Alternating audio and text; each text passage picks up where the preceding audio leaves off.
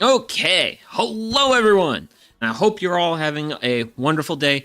Things are going pretty good for me in my neck of the woods, for the most part. I am a little bit behind on my spring chores, but past that, everything's going good. And today, I am testing out a new camera for the Handcam setup. So hopefully, hopefully it will look nicer for you guys. And, well, let's not talk about it too much, but let's just go to it. And if I gotta hit the button. Ooh, okay, so as you can see, it's a little dark. I have to mess with the brightness settings. I have a lot to learn with this fun piece of technology. However, though, it looks so much better. It looks so much better compared to the old camera. Also, this camera we might run into a battery issue with the amount of time we have with it, because I actually cannot have it charging, and well, I can't have it charging and also have it what's words? I cannot display and charge at the same time so far.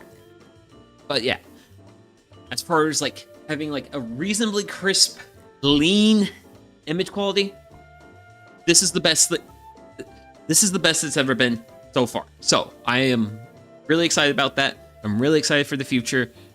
Really excited to be doing some fire pit streams with this. Not entirely sure when we're gonna get to that, but whatever. So what are we doing today? We are finishing the frame, and I've got two of my pieces here for the frame of the cold frame. So we're going to be finishing the lid, which is going to involve building the frame, setting our glass panels, and then installing the trim that's going to go around everything.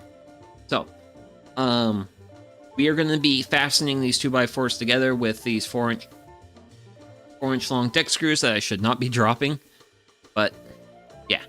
And since they will not go all the way through, I will just have to pre-drill a hole, kind of sink them in a little bit more, and then that will give me like an inch in this before.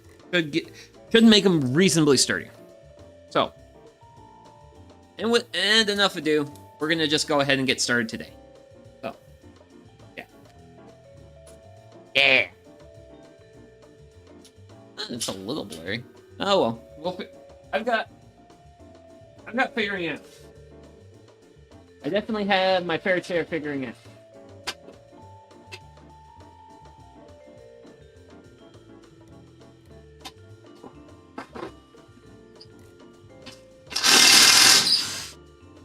With this technology, but I am very optimistic at how this is going to look moving forward.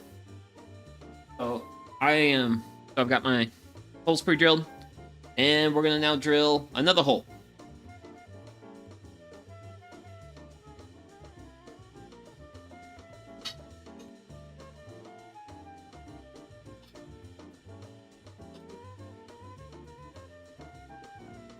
Okay.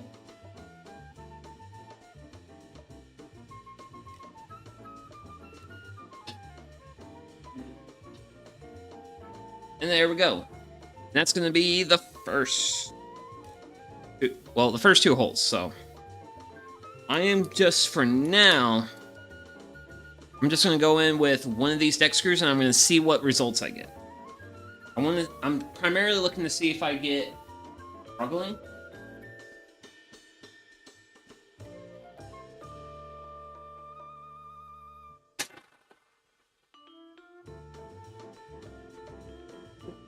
Oh.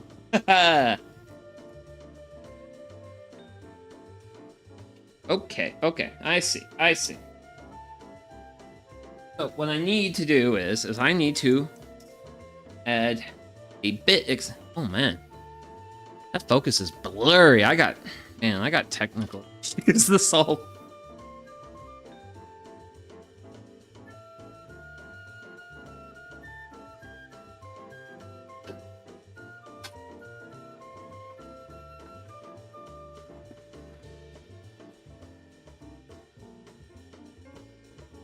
Otherwise, That's good. That's good. That feels good, and it didn't take too much effort for it to be drawn in. Big thing. That was the big thing I was worried about.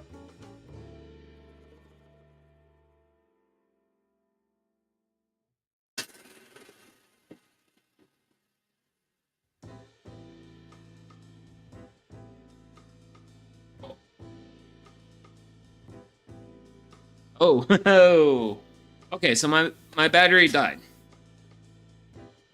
So I need to go grab a battery. So give me a minute.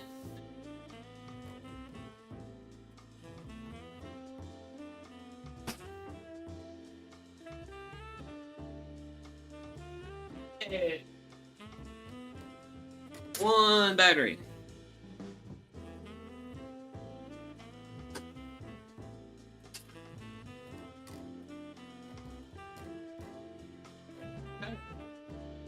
Ooh, okay. So, main thing I wanted to feel how sturdy that was. Primarily because I only have like really 2 screws supporting it, so I really wanted to make sure that I had a reasonably sturdy connection. But I did have a game plan. Whoa! Yay, these tin cans. But yeah, well, kind of like, I've got issues. But you can kind of see it. I really need to work on I got stuff to work on. But yeah. Just an angle bracket. And if any of these connections wasn't strong enough, I would just put this in here, and then that will like further reinforce the connection. Currently, I do not think I need to do so. So, yeah. So, I'm going to grab this, and I'm going to pull it my way. Yeah, sort of like that. So, we're going to now figure out where the next piece goes. So,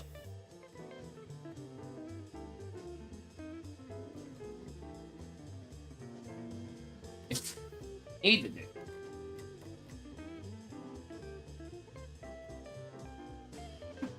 so my glass is going to be 24 inches across, and I need to support it on the seams. So my glass will end here. Well, let me check. Yes.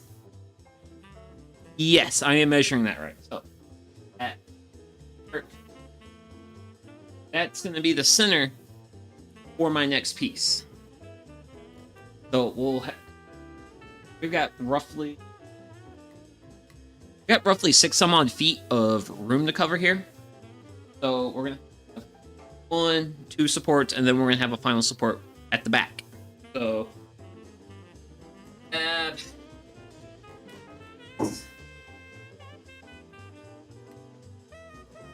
the weaknesses that I have, I don't have anything to support this.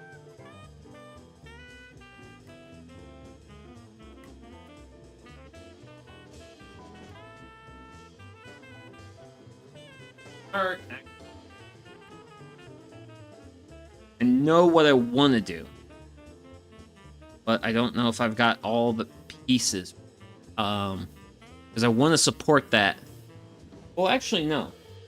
No. I know what I want to do. I know what I want to do now. Okay. We're going to go ahead, since I know where... Actually, I want to count my screws. Because I only have so many of these 4-inch screws left. So I want to be real smart about my use on them.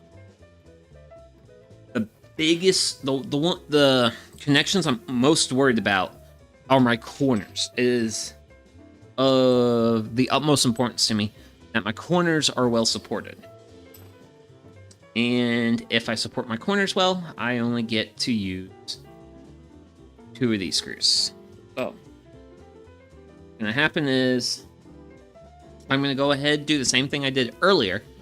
We're gonna pre-drill a hole, then we're gonna pre-drill a little bit more. I'm gonna zip my screw. Also, kind of pre-drill a hole here, I'll line it up, send my screw through, and hopefully we'll bring it all together. And if it doesn't sound like what I'm saying is making sense, don't worry about it. It'll make sense soon enough.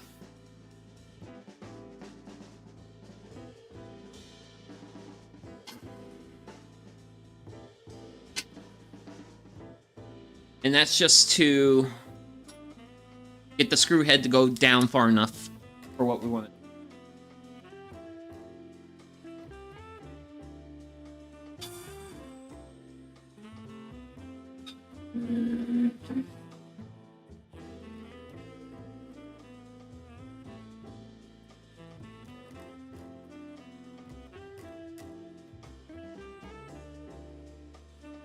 Okay. Okay. So we're gonna switch out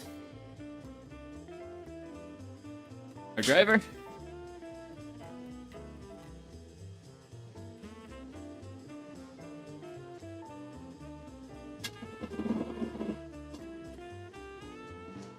The tip of that screw came out.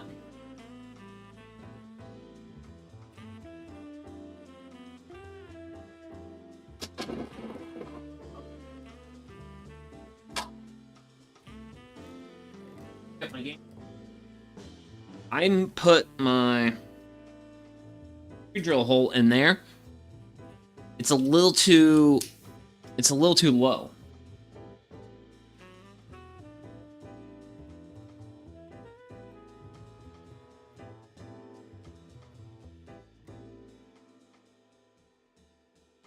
Oh, there we go. But yeah, we just moved it up. So I have a little bit of my. Ooh, there we go. Now we have a nice smooth connection. I want this connection to be nice and smooth as we can make it, because this is where glass is going to be sitting.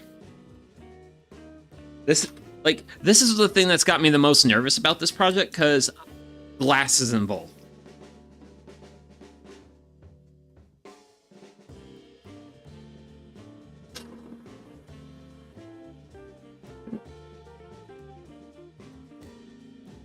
I've got one screw in for primary support. I am now switch things out a little bit here at my drill, and I am going to grab a different type of screw. Oh, same type, smaller. And what we're going to do with this screw is we're going to do what's called a toe nailing technique. Drive it in.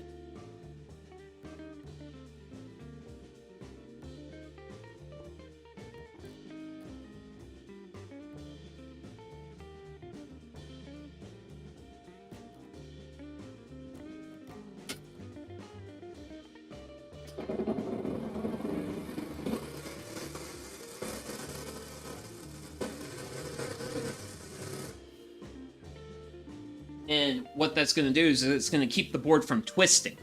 Because if you only have like one screw in it, that's one screw becomes a pivot point and your board could want to shift. So by... let me grab a demonstration screw. So our screw is roughly like this. So it is joining the two pieces, and that's going to keep this piece from twisting.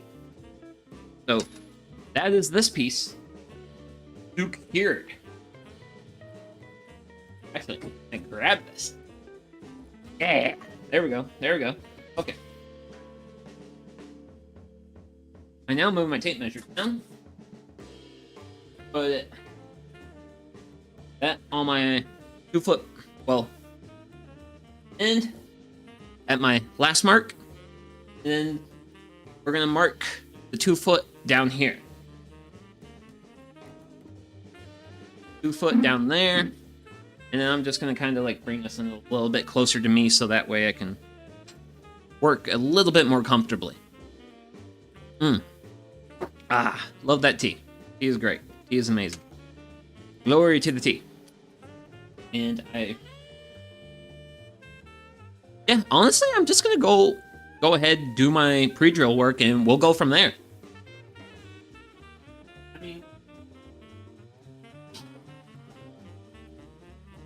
Sorry if this seems a little simple. That's because I'm trying to make my life easy for me.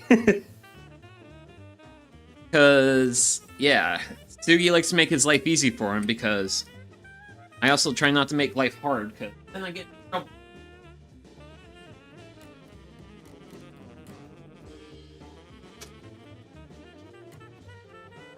So, what happened just now, my pre-drill hole came out. So, my angle of attack is high. I need to dip that down.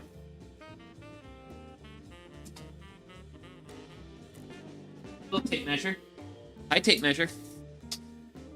To the workbench with you.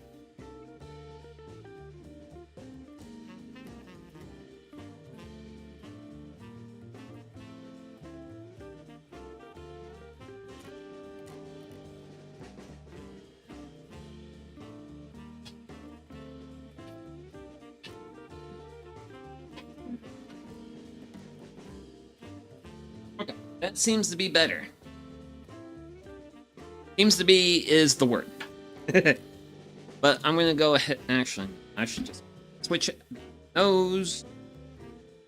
So, yeah.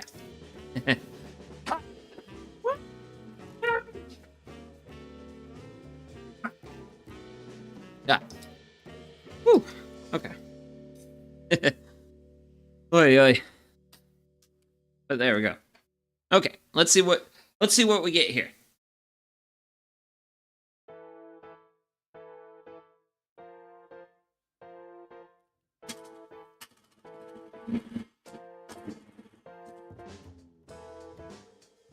I can see my drill here. Well, where my bit's coming out.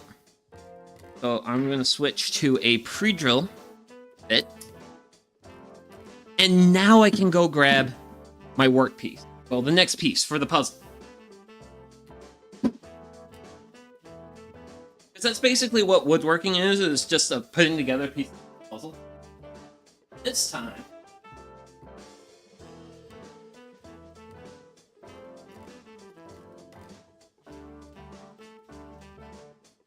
is I roughly lined these flush, and once they were lined flush, I took my... See it? You can kind of barely see it. But I kind of just made a little mark. I'm going to pre-drill that out.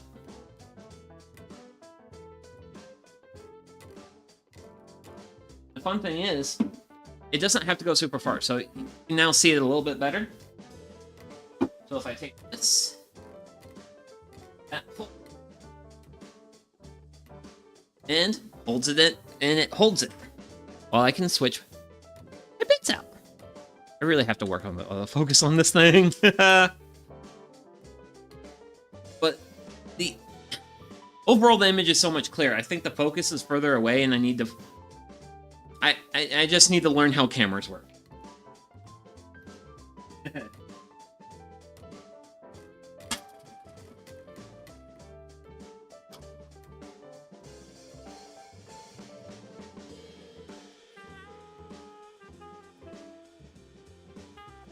Slight gap in there, but that's fine. So we're gonna pop this out, change things up a little. Well, we're not like changing, I think. We're switching between modes, if you will. Yes, yeah, okay. And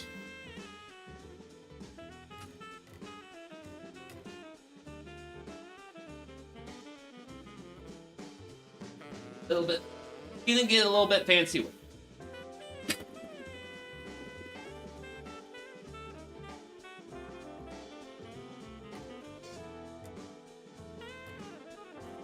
There we go. That's the next piece. It's proud, but I'm fine with that. Oh. This up, and we'll keep on moving.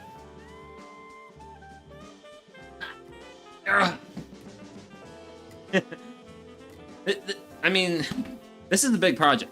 This is a really big project. Oh.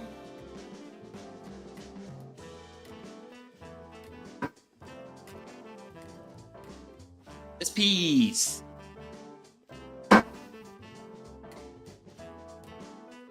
Roughly like this. Yep, looks nice. All those good things. And we won't. And since this is one of our primary corners, this is actually going to get the dual screw treatment.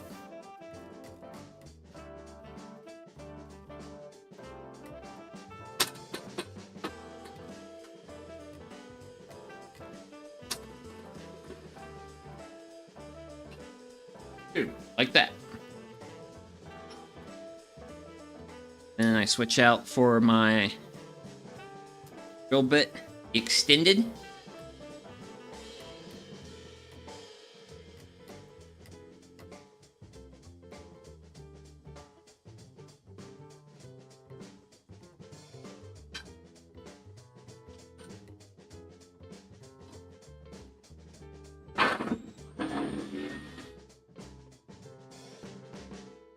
Ooh, made a little dimple on the side. Perfect. Perfect.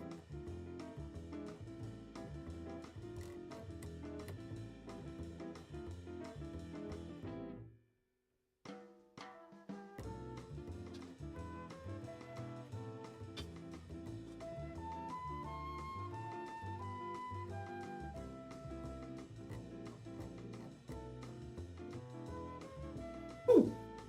Okay. Okay. So I am going to well, have a little bit.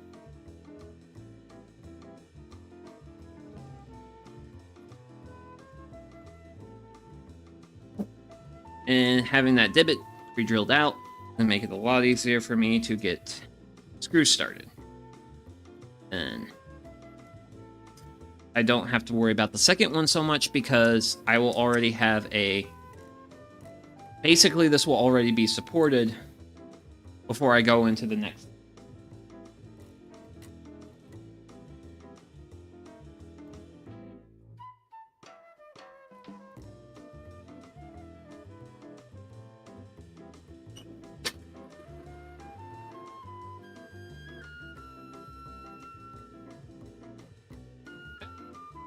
Feels good, feels solid.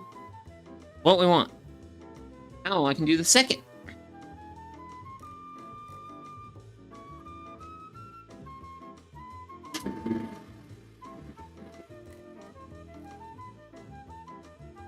Oh, there we go. Well, this basically has created a solid lid assembly for me. Capture. So, I have one big piece of board like this. That's going to go on the other side. Kind of.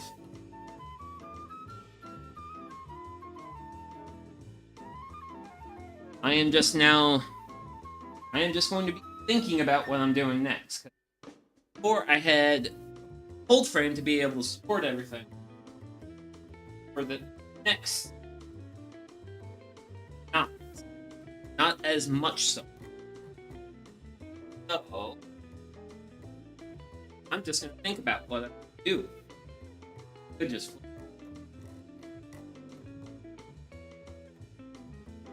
The option I'm opting.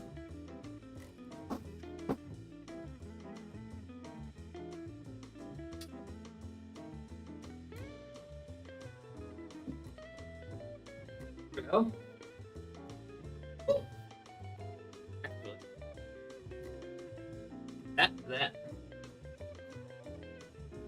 That's what we're gonna have to do.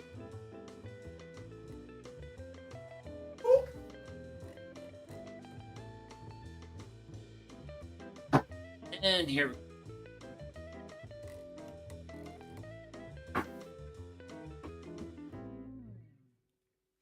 go. A little bit of lack of support, but we're gonna fix that slowly.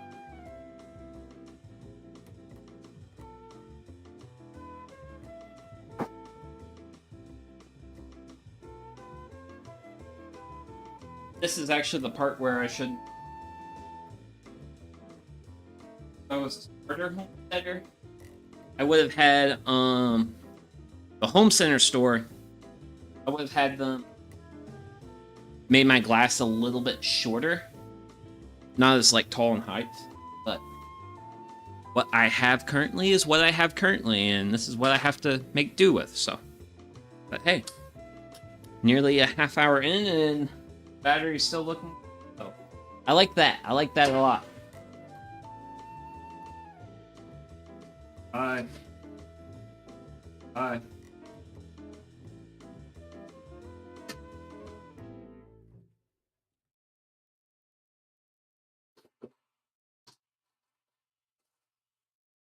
And that's that one. Okay. So, we're gonna switch out to our long pre-drill. Do that one.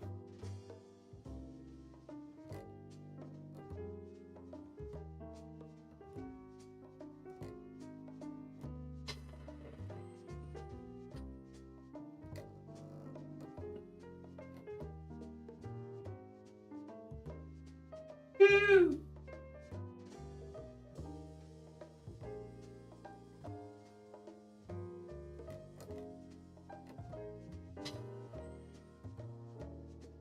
There we go.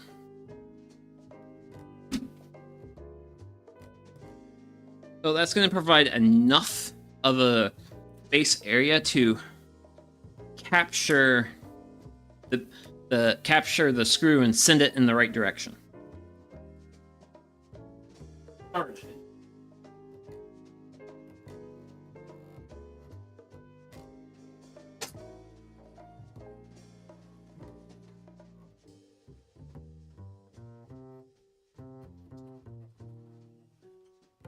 Back off. Back off. Get back off. So. Hello.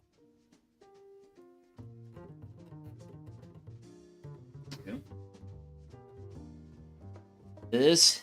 We'll try this. Try this.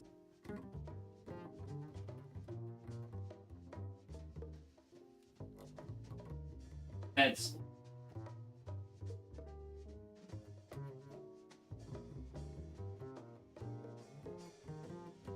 So, since I'm getting a bad split out on that, I'm going to grab my drill. I'm going to pre-drill a little.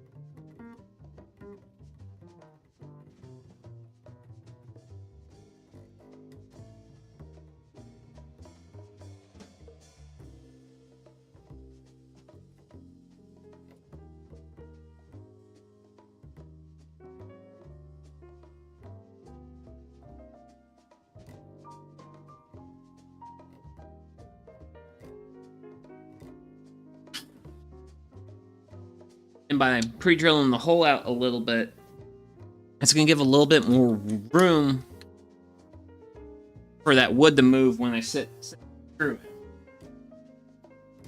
My hope.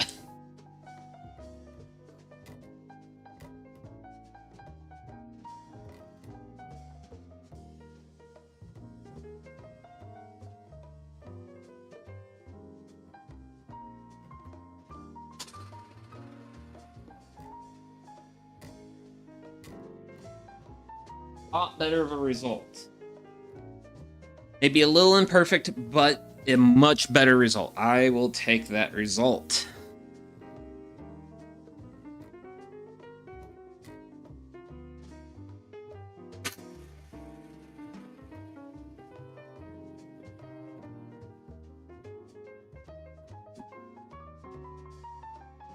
And that one turned out a lot better. So, I now have a whole side of the thing supported. So, very excited about that.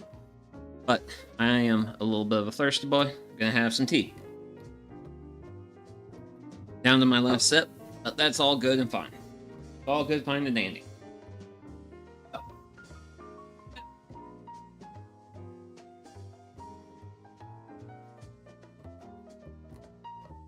Gotta work with these guys.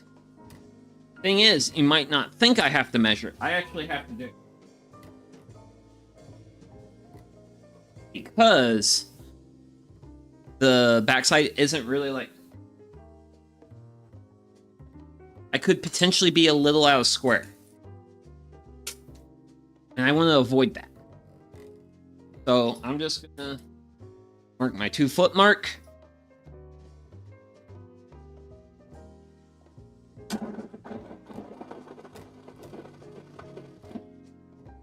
Where I get my drill going. Or at least the general direction where I'm gonna get my drill for this, so. Because what we're doing at this point is we're actually, as we pull this frame together, we want to pull it together in such a way where we square it up.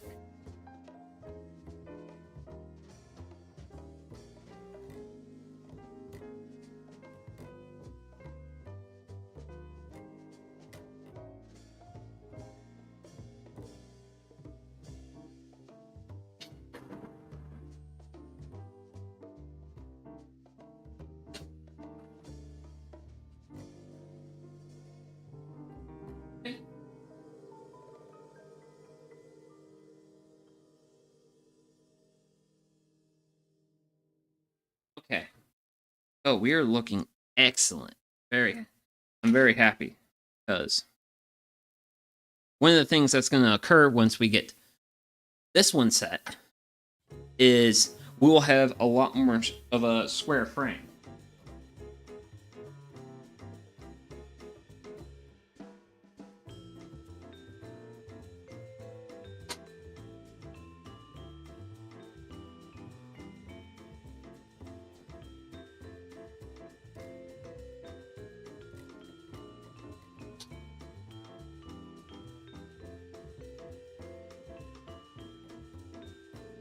Ooh, yes! Yeah! Very good, very good, very good. So, I now gotta switch over and we will do the toenail. We'll do the toenail screw. And yeah.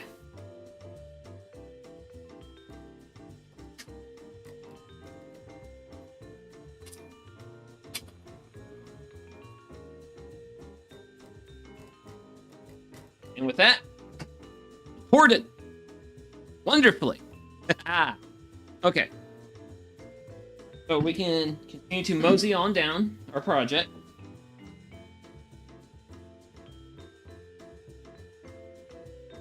Did I have this really as this much in my way earlier? Okay. So I'm going to continue to worry about how square I am. We continue to keep marking my 2 foot interval.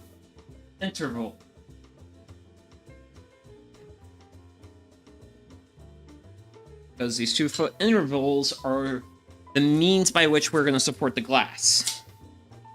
The closer I am to being on my interval, the more support I'm going to have for the glass.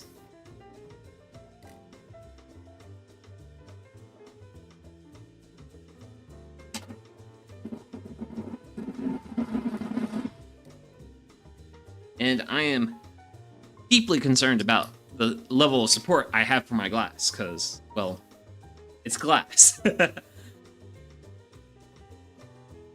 This is actually my first time using glass in a project, so I'm kind of big nervous. I want to do good. I want to have a good project day. Good day for a project day.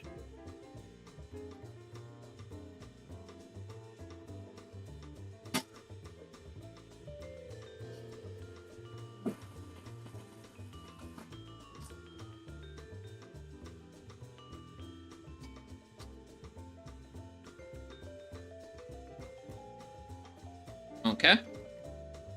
So we'll switch to our driver bit, and we'll figure out where this screw wants... Actually, wait, nope. I don't know. Actually, we'll see what we get. We'll see what we get. I'm not optimistic.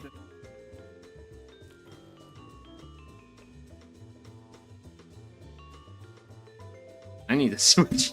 I need to switch bits. I forgot during my count I only have... I can't do a 4-inch screw for this last piece.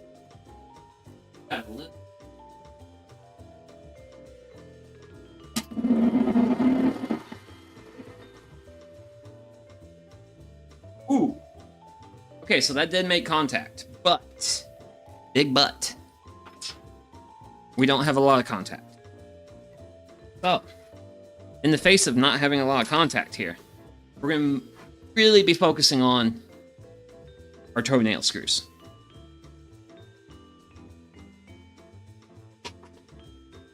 I'll be able to focus on them once I actually...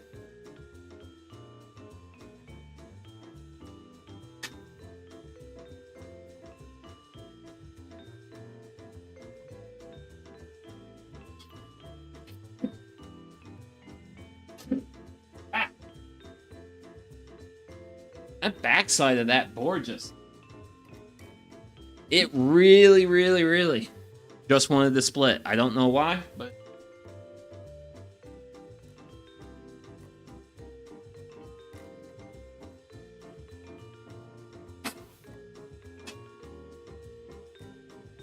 Wait.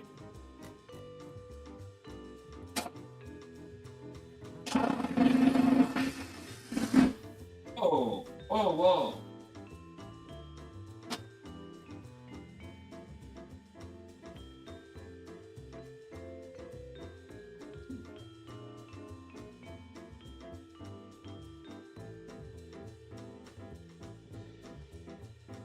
Oh.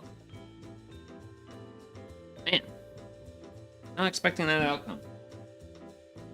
Problem is, part of this has busted out, so not intending on using the solution, but I guess we gotta use the solutions. I'm glad I at least did the prep work to have it, and that's these angles.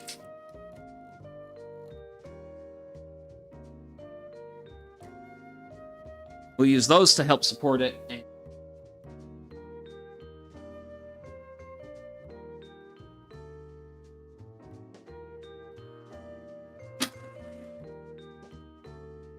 That'll be 1. And the angles have room for 4 screws.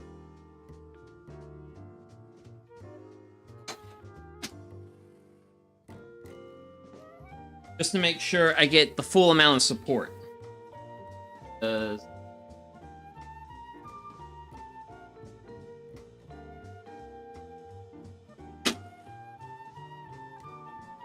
if these are not supported well enough, then if this connection fails, then I potentially lose glass.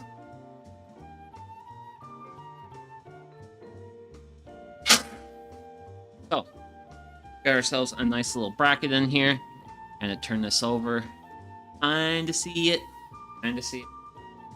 But yeah, we're now at the final frontier. Let's bring the final frontier.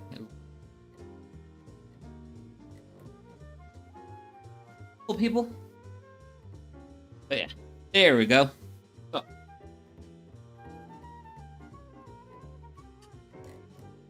this is actually the big challenge.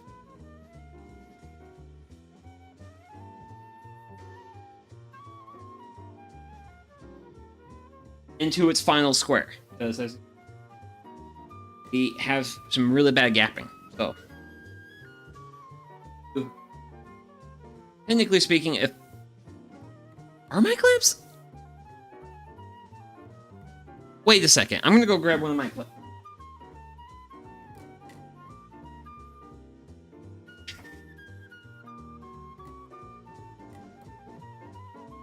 Like how big?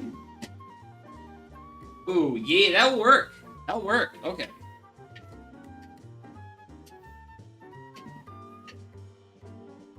Shorten that.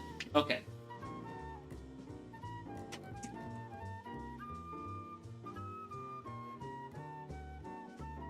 You're getting close.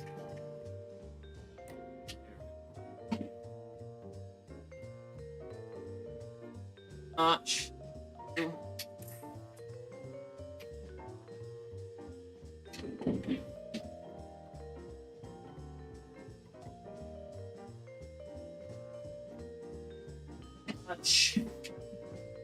and punch. Hot diggity dog. And once I get this clamp set, I'll show you guys what I got going on.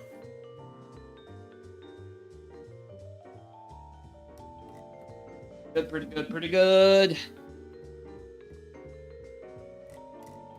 And put a little bit more over. Ooh.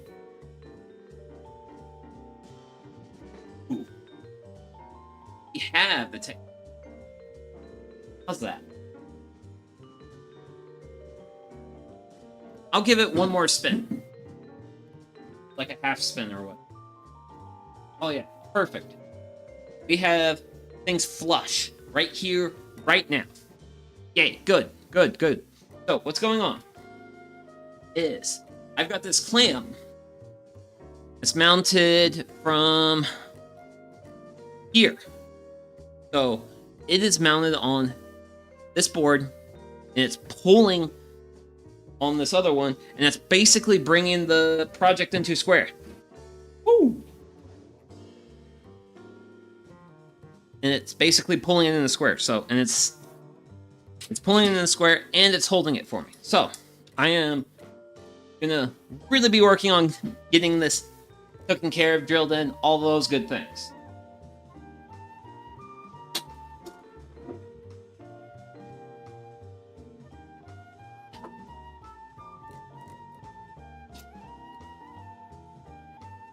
Because I must take advantage of this opportunity and, well, it's... I gotta strike while the iron's hot. So... yeah.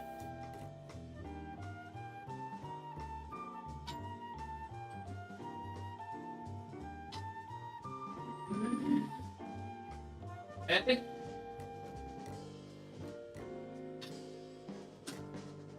And that's those. That's those. Oh. We'll zip this. Grab this. Bada bang, bada boom. Okay. Put these.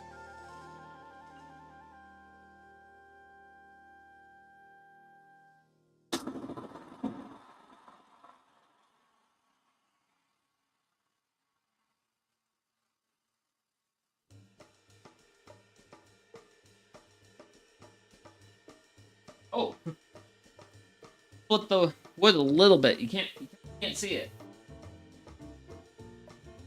but it doesn't.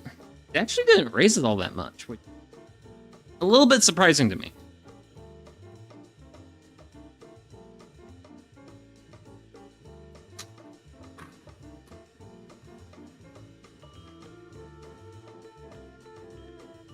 And it pulled it in. So we are flush there. Ported. Now, you can see this split out. Guess what? I have this groove. We're going to put trim over that. So, Mondai Nai, no problems. Mondai Nai, Hakuna Matata, no worries, all that good stuff. So, the frame's assembled. Now, at this point, so we've got ourselves an assembled frame. It's kind of one of the sucky things with this new camera. I can't show you like the whole frame in its whole glory, but I can show you pretty good chunks of it. Oh, I definitely want to peel off some of this painter's tape now that I've got everything set. I'm happy with it.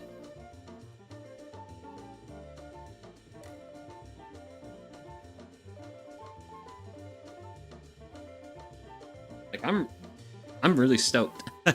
I'm really stoked about this. This is going quite well. Normally, projects don't quite go as well as I originally envisioned.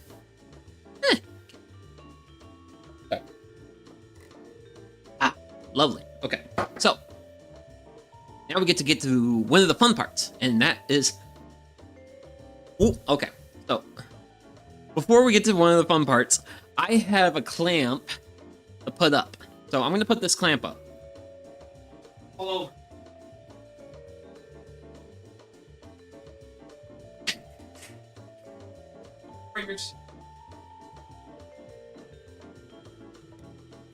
Hey. Oh, there it is.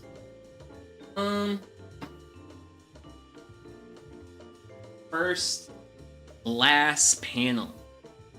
Yay. Okay, cool. I have... Oh, there we go. So I definitely have a little bit more of a gapping than I originally thought I did, but that's honestly perfectly fine. So I need to grab my trim, and we can...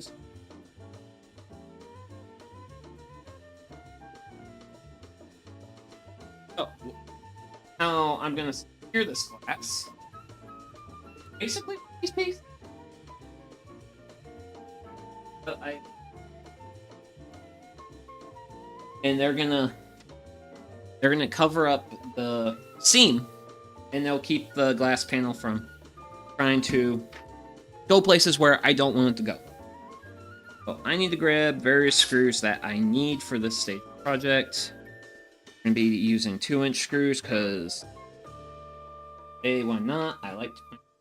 So, but yeah, this is gonna be a lot of me drilling holes and installing screws. Yeah.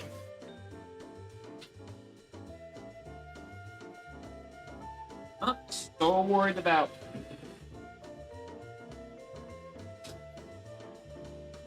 Not so super worried about getting super deep with my pre-drilled hole. I mostly need to pre-drill the trim, because my trim pieces are kind of thin, and I don't want the screws poking holes in the trim. Well, hoping the trim is split.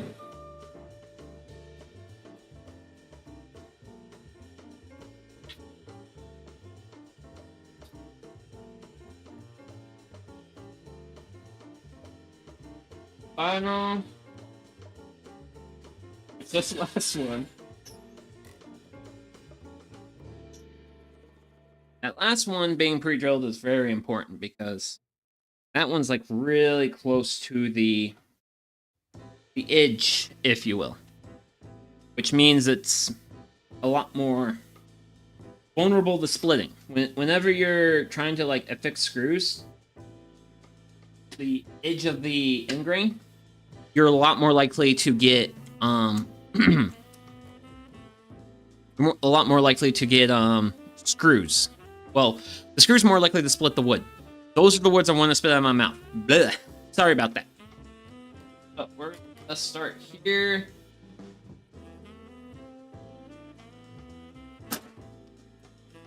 And for these, all I'm trying to do is I'm just trying to get them in flush.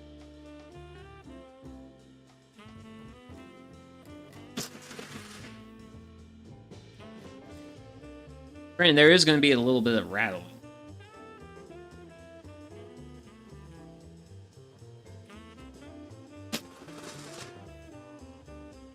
So far, no wood splits, and that is what I want. Moment of truth. Not the biggest moment of truth. More like...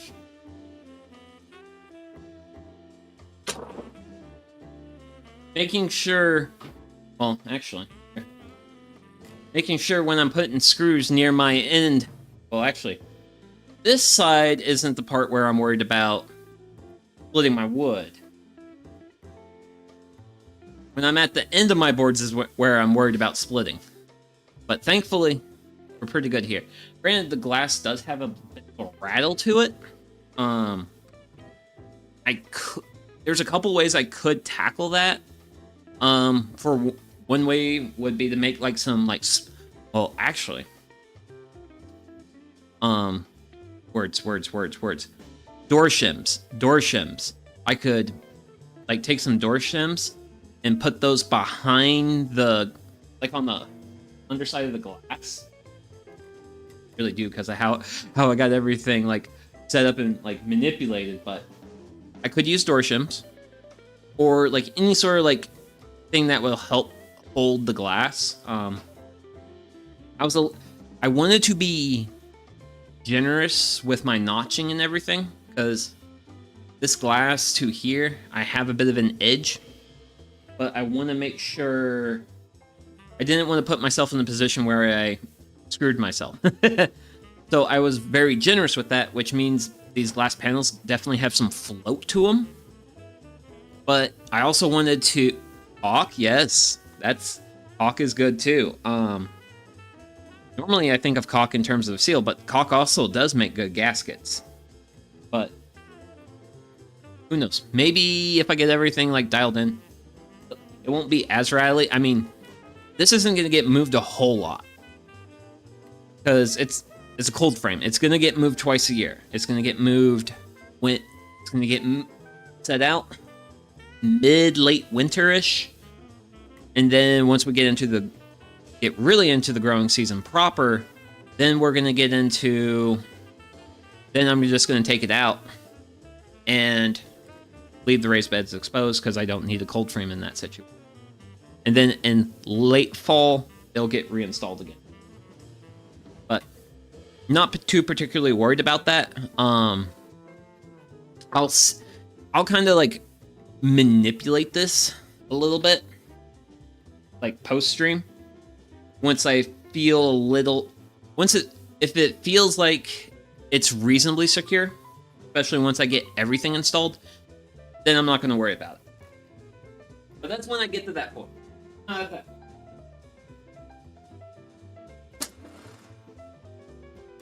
It's just when I finish the driving of the screws, it definitely has quite the rattle to it. We got our first bit of trim here. I have trim.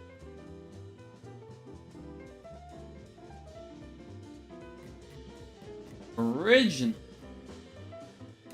I marked these pieces of trim to fit. Oh, this is for the raised beds. Yeah, then shims are probably better to let air pass, jiggle, no big. Yeah, well, I wanted another reason that I actually didn't think of until just now. Why I wanted everything to be loose was this is going to be outside exposed to the elements, and the wood's going to warp and shrink because it's going to get rain. I mean, this is Eastern red cedar, so it's pretty moisture resistant. It's pretty rot resistant. It's a good wood for an outdoor application.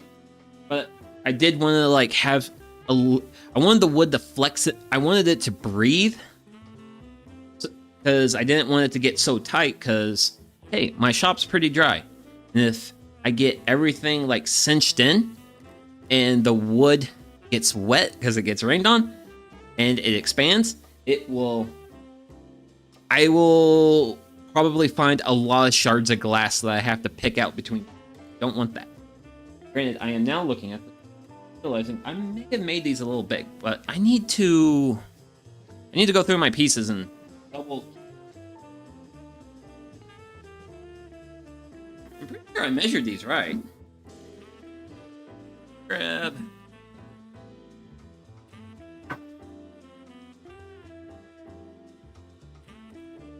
Like that, but I had a gap there. These are, which means these trim pieces are long. And let's.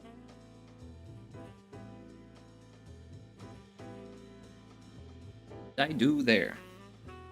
I probably did.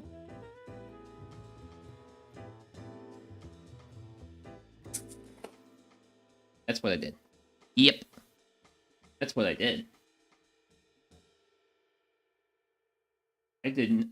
I am off by half the width of one of these.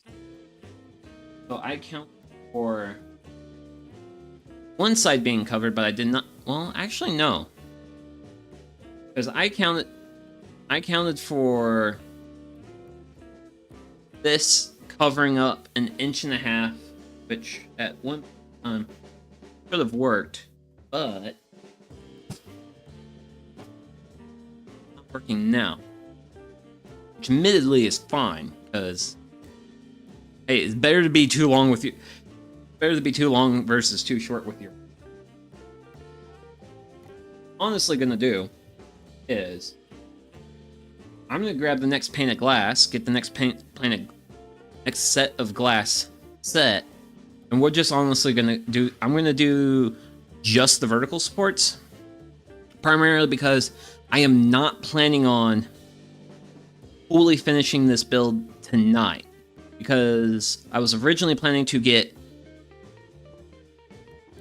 well, pretty much the frame, glass set, all that stuff done, but I wasn't going to mount my strap hinges until later, because I was planning on that part being a bit of a pain in the butt, because I'll have to like get up under here to set my hinges right, and I'm fully expecting that part to be a bit of a pain in the butt. Also, I wish for the lid and the main frame of the raised bed to be separate, so that way, because I live alone, and this is very big, and would be very heavy if I had a whole set up. So I want to, so when I actually like go and set it out, I actually want to have it in 2 pieces, because it's going to be lighter that way. So I'm going to go ahead and grab the next piece of glass. We'll set that. We'll do this piece of trim, then we'll grab the 3rd piece of glass, and then we'll set the rest of the vertical trims, and we'll probably call this build completed as far as like doing stuff on stream.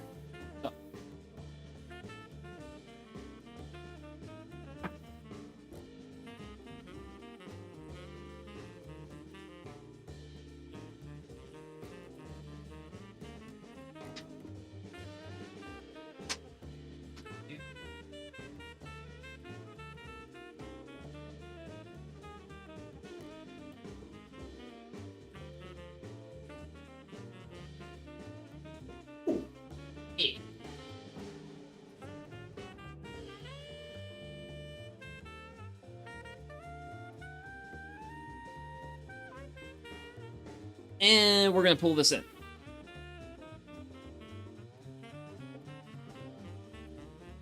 Also because I want it to be a distance from me I can work with. But yeah, so far, so good.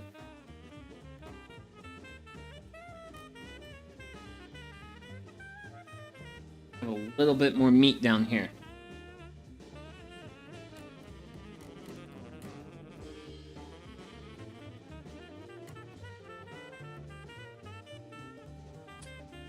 Also, I did do 1 screw down on my ends with the side pieces, because I was able to get like 3 screws up along the side. For the center, for this one and the next one, I'm actually going to do 2 at the bottom, 2 at the top, and then that should adequately keep that in place.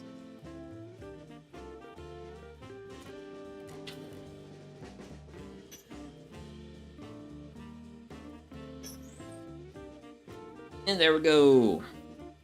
So I am going to be going... I'm going to go ahead and set my screws at the bottom before I move up onto the top, because I just want to like...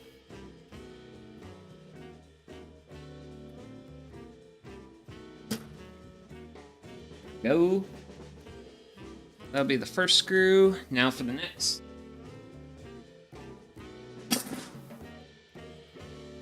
Okay, cool. So I'm going to grab 2 screws and grab my pre-drill bit, and I'm going to move to the other side of the world.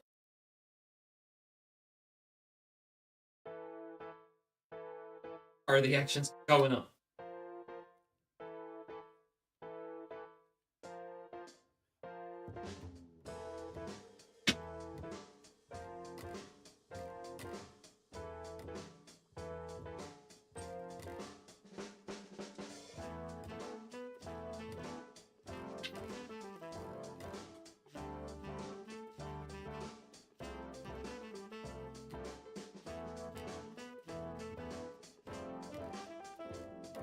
And time for 2 screws.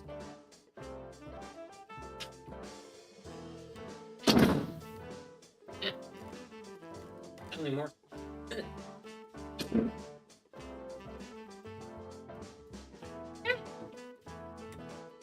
Oh. Things are going to get a little bit more awkward for me. But if we can get manipulation right. There we go. That's should be good. Okay. We'll grab the final pane of glass.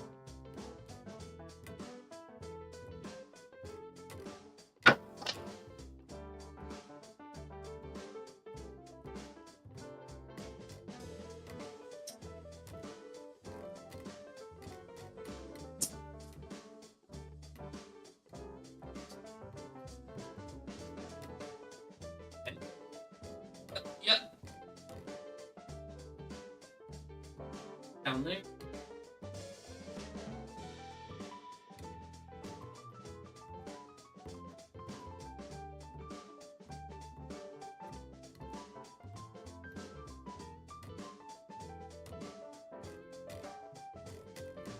Really now? Yeah, really now.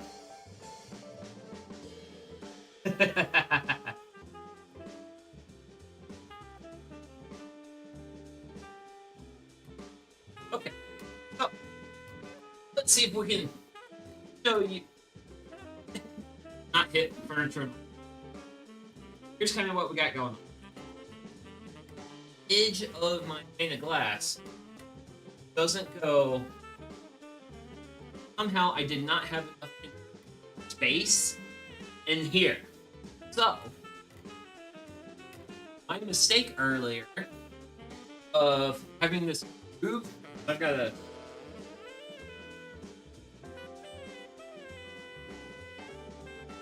need to move this off to the side so it can work.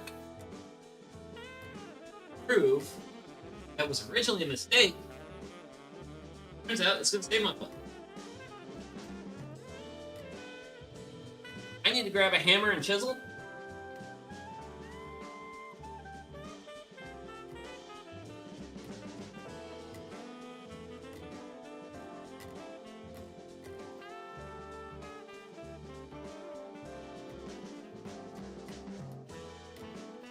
Sorry for the awkwardness, because I've got all sorts of things happening around the shop right now. But yeah. I should be able to just chisel out this piece of wood. That will create enough room for the last pane of glass. So I inadvertently saved myself somehow. But I'll take the luck I can get, though.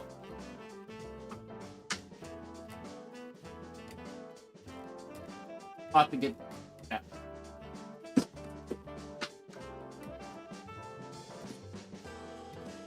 Oh yeah, it will take much.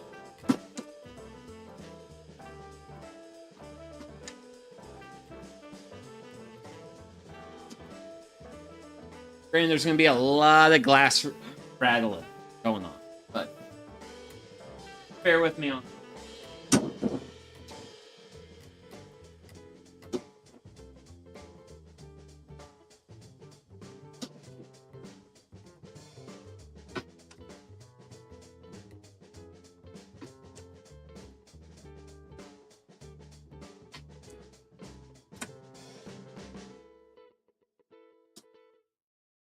Much of that.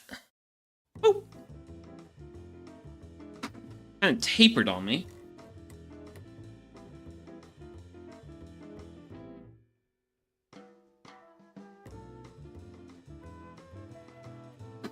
Glass.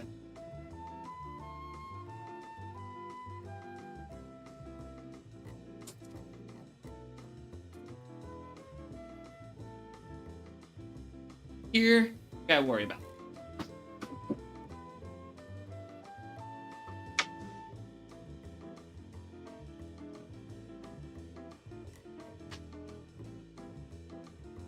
Well, with my dominant hand.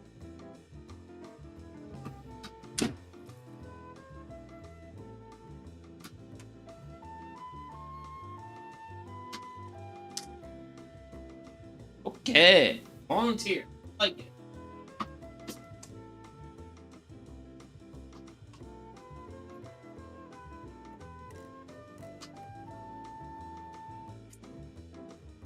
Okay. Oh, that seems like I have inadvertently saved myself. Love it. Not every day. Not every day that happens. Normally I'm screwing myself. Not making my life easier. Yeah.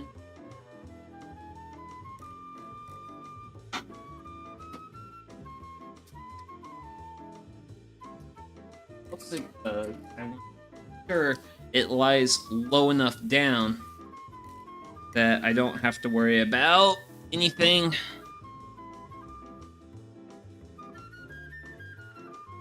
Nah, I'm fine. Okay. Glass fitting.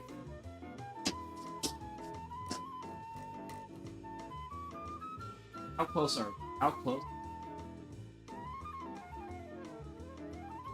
Got lots of room here. I don't have room down here.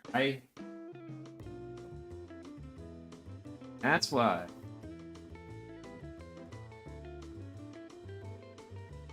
Okay.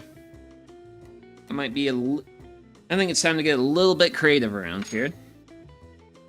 So, I am about 80% split.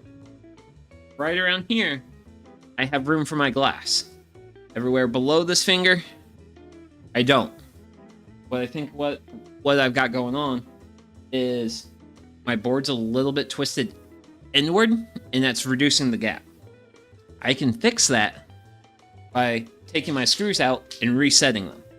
What I'm going to try and do.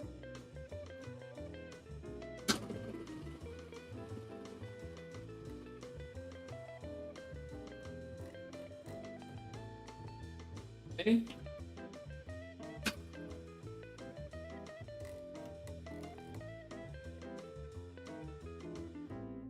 I think that's enough to have this. Maybe not.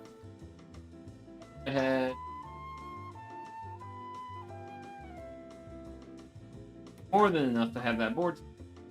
Ooh. Oh.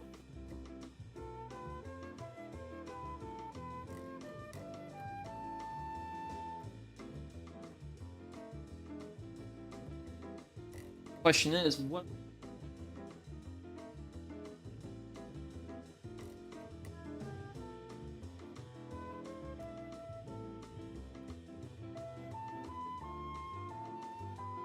That.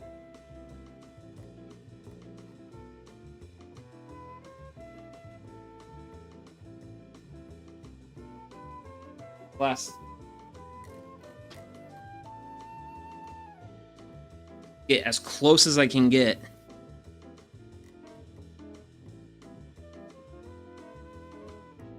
Destroying the glass.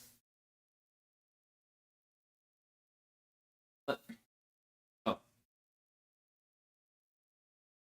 Basically, I'm at the point where it's like, do I want to leave an expansion gap or not? Or how much? That expand. This. So I do have a bit of a ledge here.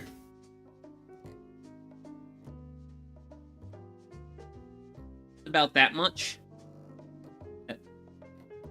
It's to about an 1/8. Yeah, if I do this, I should have 1/8 of an expansion gap and 1/8 of a lip here, which is fine.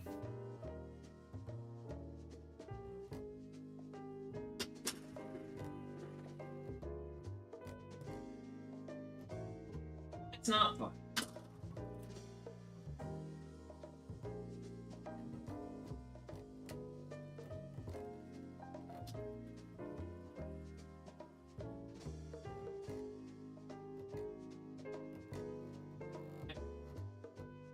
Ooh, okay.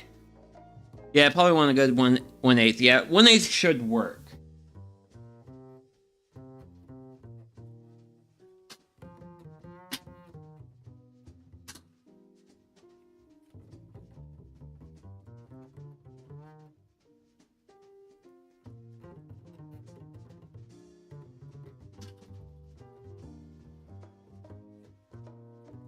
That's what I also need. Raise it.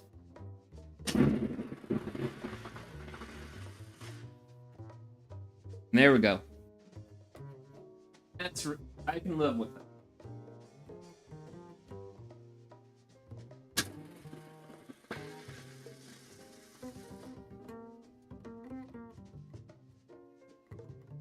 Yeah. Okay. Yeah, got a little bit of 1/8 gap per side is a total 1/4 gap end to end, so pretty safe. Yeah, that should save me from any like snafus with like the wood expanding and contracting. I am gonna have like this little bit of an edge here, but that's fine. Whatever. I mean, I'm mostly gonna be the guy looking at this, so and it's just gonna be in my front yard, so it's not like. And this is actually one of the reasons why I am. One of the nice things about like making stuff for like yourself is you can be a little bit more compromising. I don't have to get things perfect. I just have to get things good enough for the application I'm using them. So. But yeah, we got a good gap there. I'm gonna go ahead and get the trim piece for here. And I don't bang the back of my leg on it.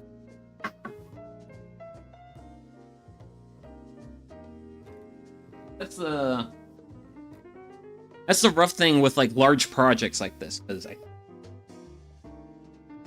whoa, what's my total? Like 6 feet.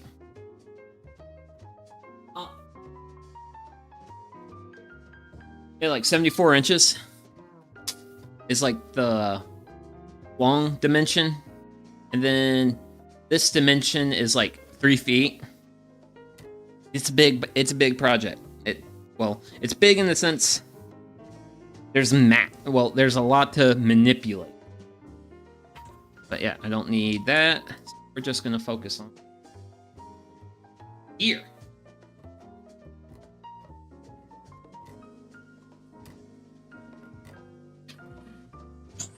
So hopefully we get back to more of a routine.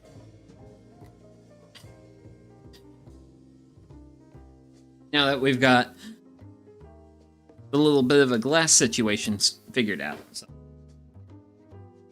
Woo! Like routine.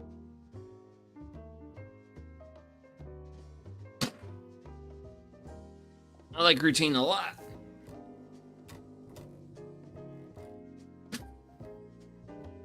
Yeah. Solid. Gotta go worry about the other end. Let's see here. How much? Ooh, I'm so close. It's a little bit lacking in my field of womp womp.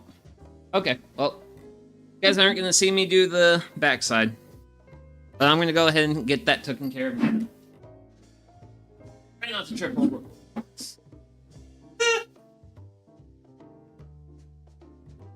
Oh well. It's exciting times to be.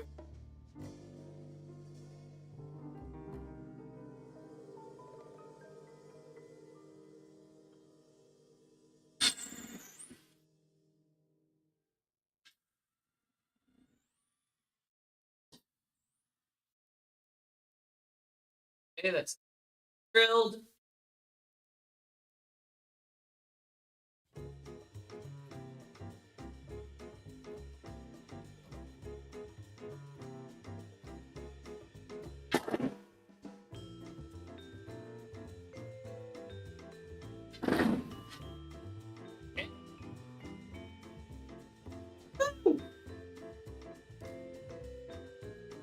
And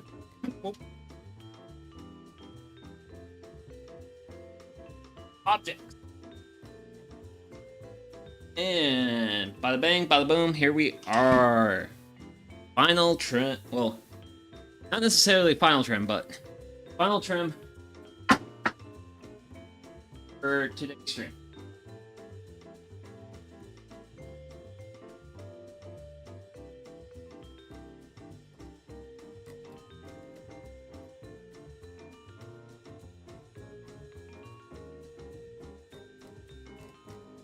What? Yeah, that's what I'm gonna do. That's what I'm gonna do. So, might my little bit of a not having everything 100%, well, we're just gonna hide that under this piece of trim. That is always the answer. Whenever you make a mistake, hide it under trim.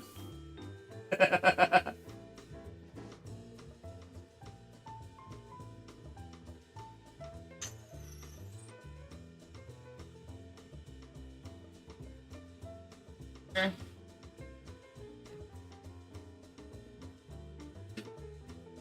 Ah, that's why that was punched through. I'm more optimistic about this one.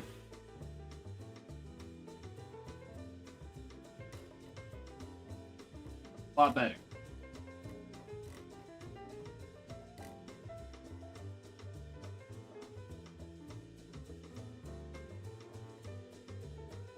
Trim saves the day. Trim always saves the day.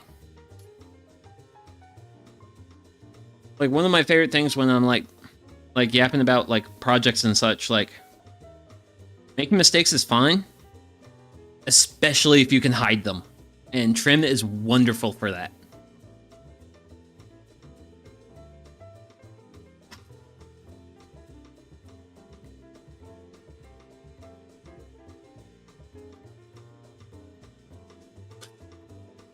That one. Ooh.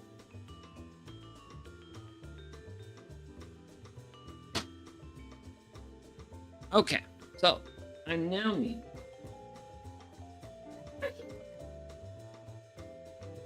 and yeah, here we go. Final frontier.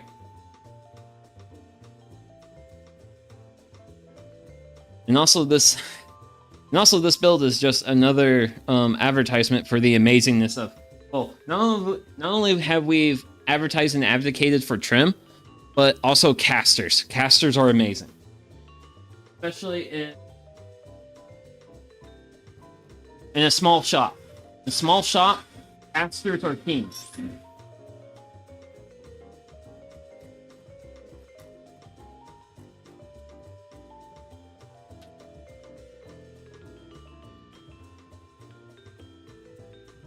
Perfect.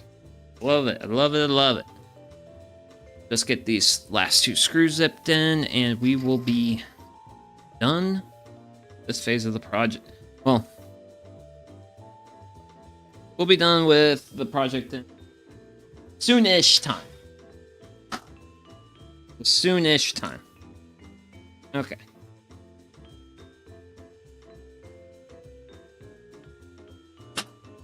Bada bang, bada boom. That's going to be the last screw for today. Well, at least on stream. So, but hey, I'm actually really happy that the new camera has actually managed to hold battery for this long. Because earlier when I was like pre-testing everything out before stream, it only lasted like it dropped 10% in like 10 minutes of like testing, and it's managed to hold on for this. Very thankful for it.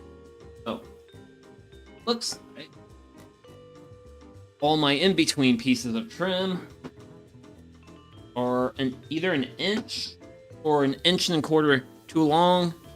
So these will get installed later. But yeah, so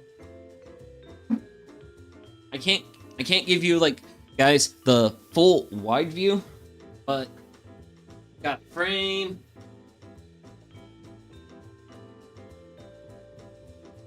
Wow, this thing's heavy. Okay. Oh, yep. Yep, the lid is well, it's not unimaginably heavy, it's just heavy. So yeah, I am going to be keeping the lid separate from the box, so that way I can actually like lug this over to where it's going to sit. But yeah, so this is going to be basically the first part of stream. Next part is going to be speed starting, and for that I need to manipulate this in some way where it's a lot more out of my way. And I'm also gonna, well, basically I'm gonna throw the BRB screen and manipulate stuff so that way I can have a work area, and we'll start some seeds. So, see you all in a few.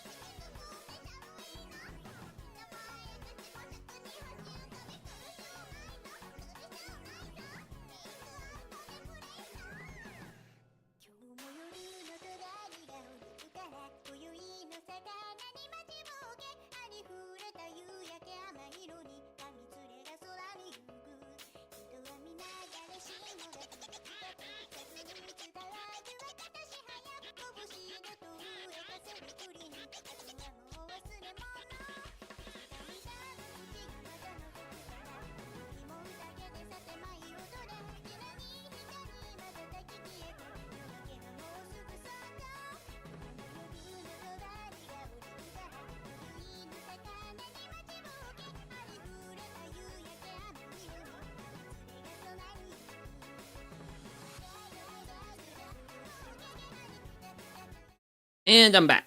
So, whatever. So, we got our tray, we got some cells, and I've got seeds over here. So, grab my seeds. Just wanted to come back and make sure I had at least like a reasonably good looking setup. So, this here is my seed organizer. This is actually what like a picture frame. Well, actually a picture organizer. And yeah, I use it for my seeds. So today we are worried about tomatoes. Lovely tomatoes. Yep. And basil and lettuce. Eerie. With those acquired, set this off to the side. Then set over here. Go ahead and we're gonna start off. So for my tomatoes, I use these large still and my seed starter.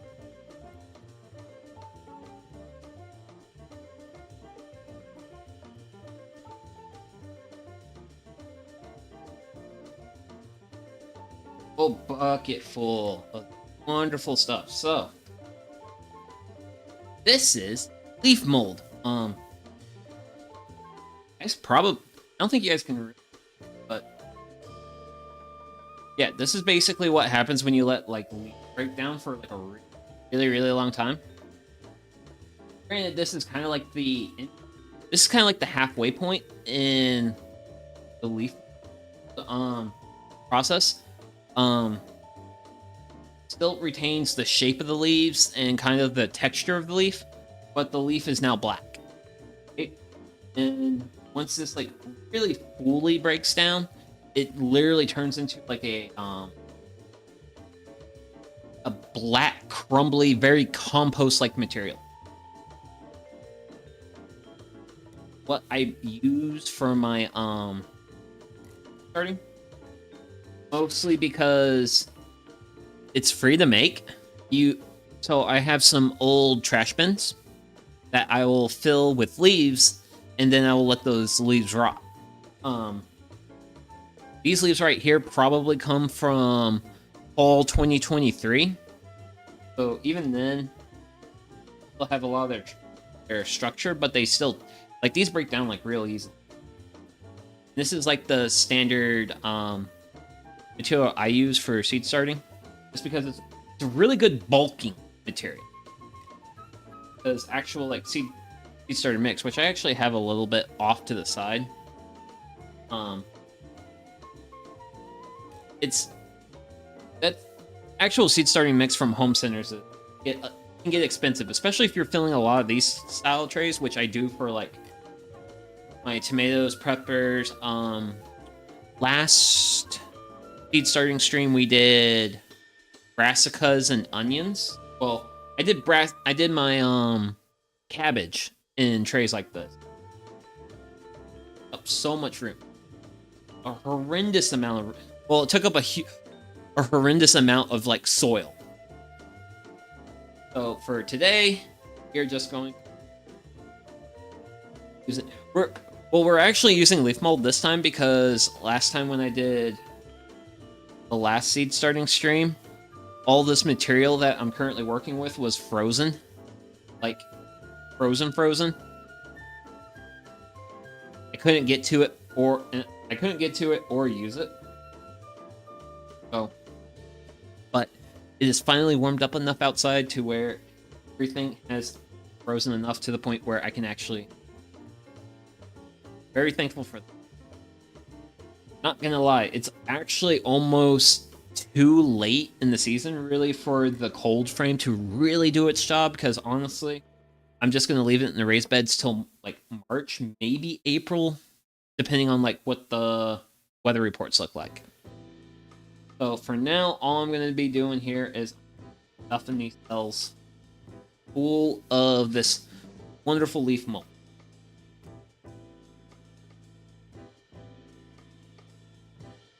Really like it. It's really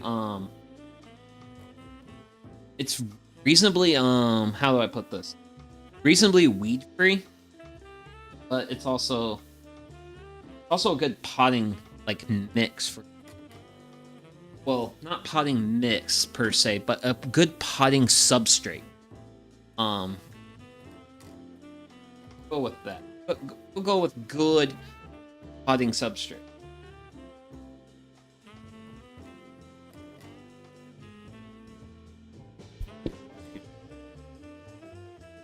Hey, can I bring you in?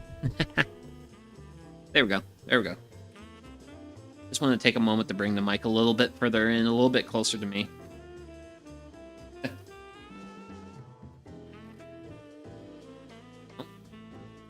Mulch. That's going to go off to the side. Not want that in.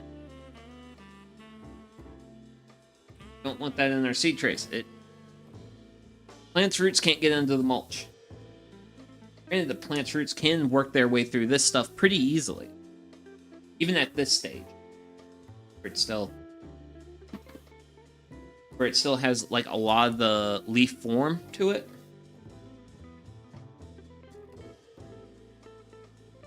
Oh.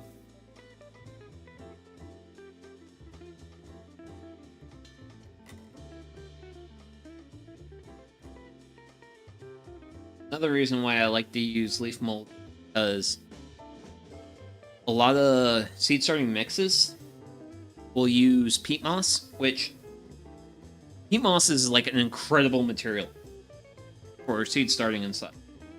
Like, especially like indoor gardening. It's just the only real problem with it. It's not like a super like sustainable material. So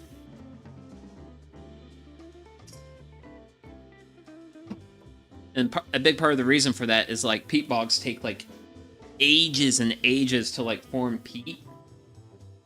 And it just,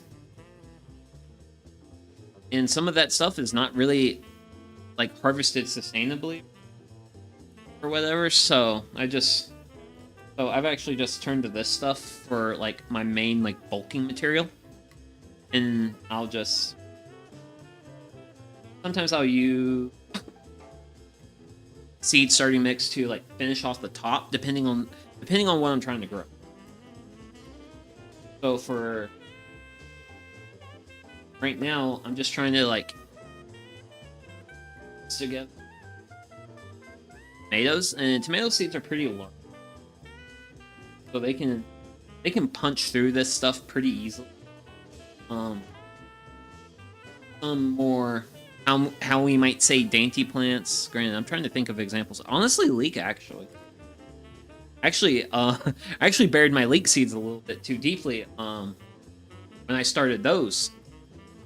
And like all my onions came up, but my leeks were like really far behind, and I was like, man, is my leek seed old?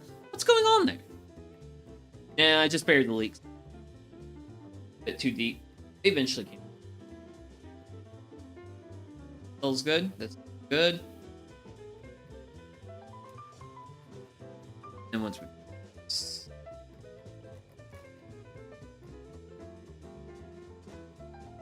that, bang, bada boom. Okay. So with my trays pre-filled and my hands atrociously dirty. Oh, let's find tomatoes. There's tomatoes. I like me some tomatoes. Carrot. Oh yeah, carrot. Like carrot, you have to like cover with like a fine sand. Granted, carrots also like you also can't like start them indoors like so. My personal favorite. Oh, me personally, as an individual, I am a big fan of Roma tomatoes, even though my camera has absolutely terrible focus and will not. Okay. But yeah, these are Martino's Roma. I mean, you can at least see the picture. And these are my go-to. This is my go-to. That's gonna get 2 trays. So we're gonna do 8 plants of those. And then for my second one, I have Red Pride, and these are like more of like a beefsteak tomato. And I pretty much literally have this simply because my grandma gave me seeds last year. And she's like, hey, a friend of mine gave me these seeds. Here, take these, Sugi. And I'm like, okay. And so I grew a few plants last year. I don't know how many of these left. I don't think I got a lot. Right. Ooh, okay. So we're really short on seed. Romas. Good saucing tomato Romas. Yes. Also, I really love Romas from a snacking perspective. Romas are like the ultimate snack potato. Like you can just like grab a Roma and just snack on it. I love Romas for snacking. They are great for snacking.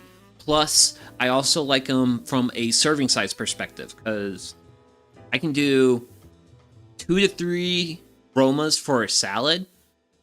Perfect amount of Romas for a salad. It's really easy to scale them with the dish I'm making. Granted, if I need a lot, then I have to dice a lot of tomatoes, which, whatever, that's fine. But yeah, I am really short on my seed, which I'm honestly kind of glad. Oh wait, nope. I have to dig it out. Okay, yeah, I'll have enough of this to do this 4 cell.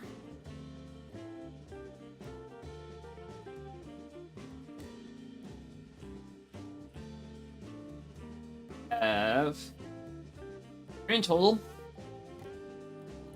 I've got roughly 9 seeds. 9 seeds. I think that was how many I had left. So I'm just gonna go with that, and I'm gonna try and be really optimistic that I can get the last, because one tray is only gonna have 1, and I'm gonna be real optimistic that that one will be able to break through. That'll actually be like. So I really try to, when I cover my starts with the leaf, I really try to like crumble up, break it up in my also pick out full size leaves. With when you're packing like the main part, like this area, just go hog wild, pack, do whatever you need. But for the top layer, the top covering layer, I always try to go like really light, real easy. Let's see, I want, actually, well, I've got 2 sticks for my aromas, and I do not have anything for Red Pride. So I got some. I actually have these like cedar off scraps from a separate project, and I then basically I'll just snap it down the center, and these are basically popsicle sticks. Granted, yeah, they snap a little bit difficult. And marker. So did the Red Pride.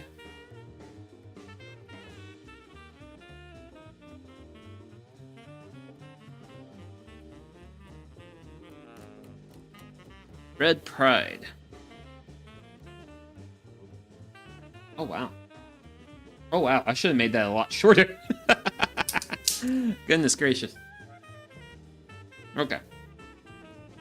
And that's Red Pride right there. Sorry that the camera's not super dialed in. This is actually the first time I'm using it. And I am currently I'm happy that it's holding up as well. I need to balance it out. Actually, I need to learn how it actually works. Okay. Oh yeah, we're. Yeah, you guys can see that's plenty of seed. Really generous here.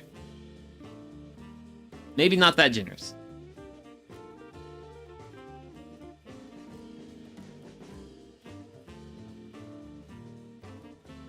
I shouldn't be that generous. I generally try to aim for like 2 to 3 seeds. Oh, but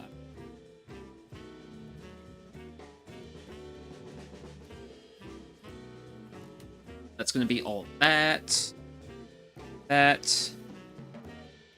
I can pack my tomatoes away.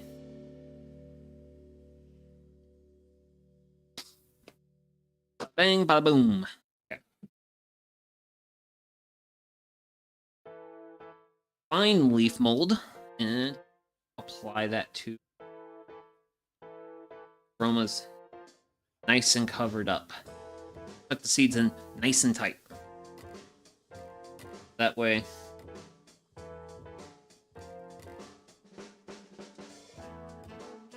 Really, like, the most important thing is you want to like make sure that the seeds can get to the moisture. and pick it up and be able to they need to do. And that's grow.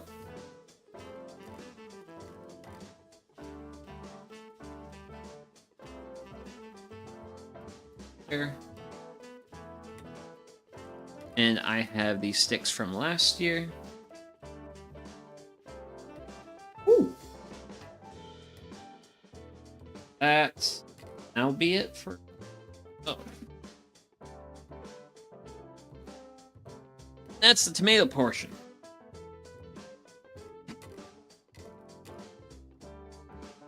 Got one.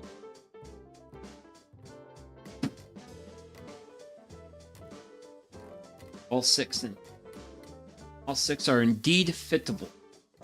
Very encouraging, very encouraging. Yeah. We are gonna do... Sure. You know what? Screw it. We'll do lettuce next, and then we'll do the basil after that. Woo! Gotta refill my bucket here.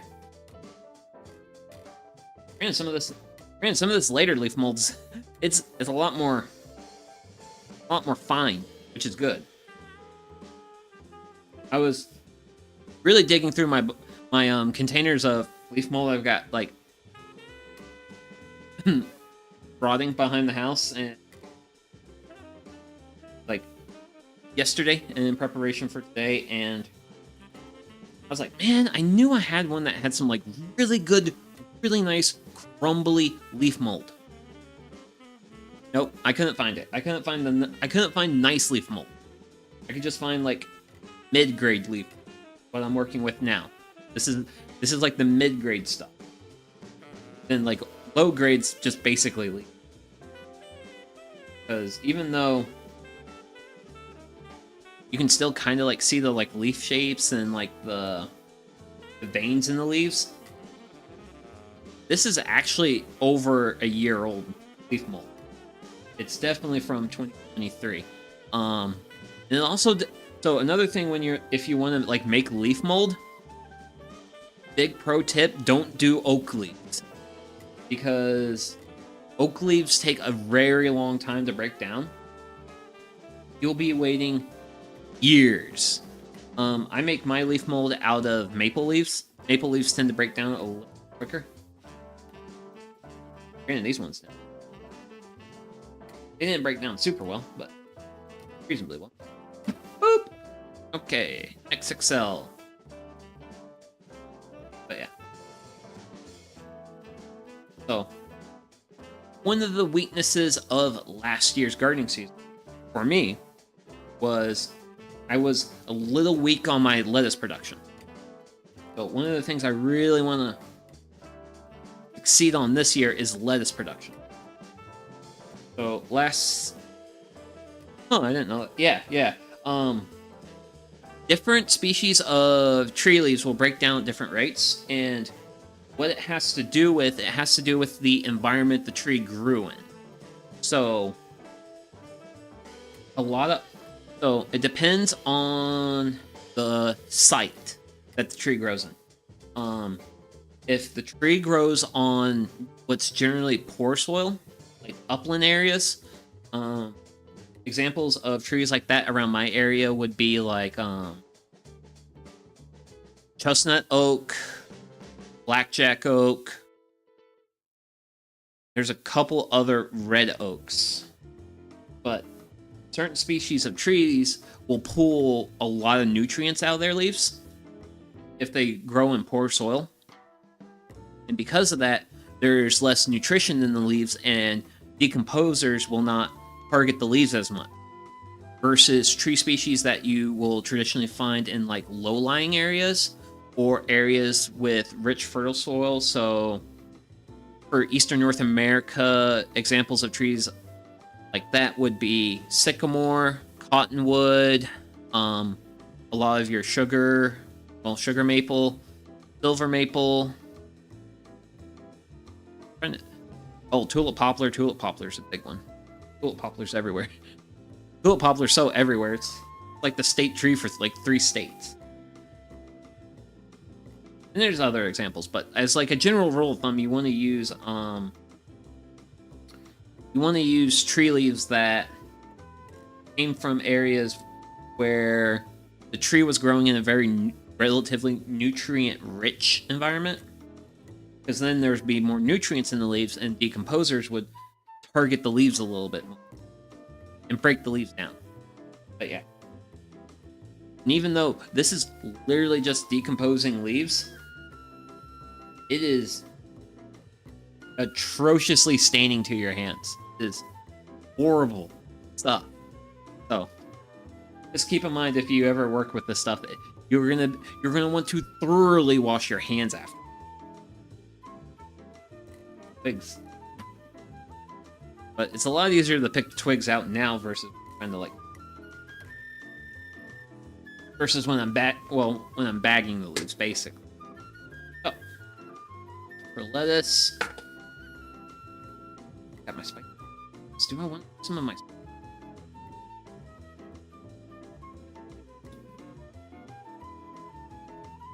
But no. I'll actually directly... I'll do the spicy green mix as a direct sow. But my Yugoslavian red butterhead, we're going to do this in the trays.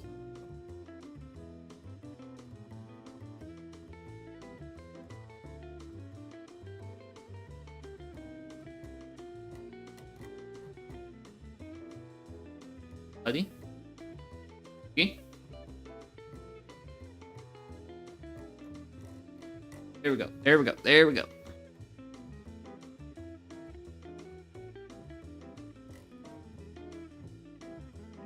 Out. There. Spread the love. What a name. Not gonna lie, I literally picked this up from Seed Savers Exchange just because that sounded cool, and also it's like a really red lettuce. And I really like using red lettuces in salads because it's a really nice contrast with like a green lettuce.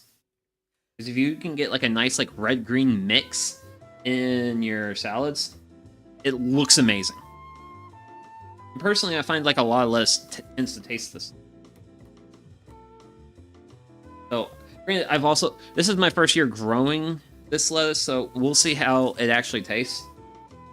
I mean, it has butterhead in the name, but we'll see how that really shakes out. If it's a really good tasting lettuce, then I will happily grow this again and again and again. But I do like to try to grow like a variety.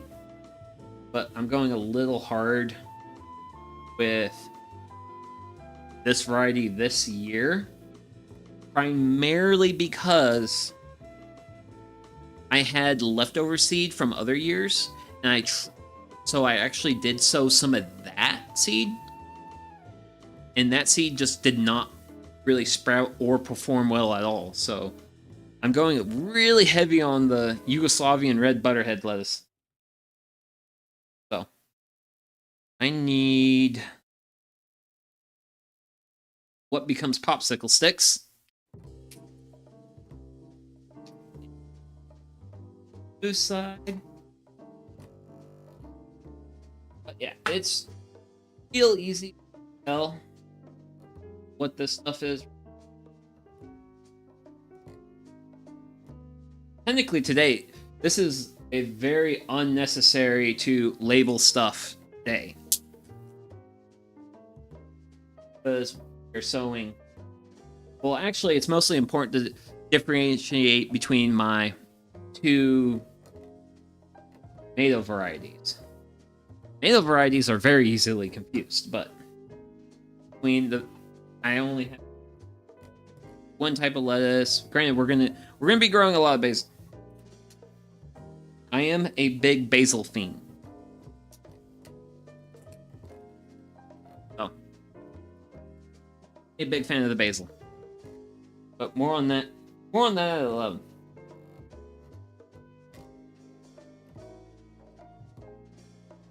Oh, I got that. Oh well. I'm gonna know what it is. Nice little extra pat down. We got the lettuce done. We got the tomatoes.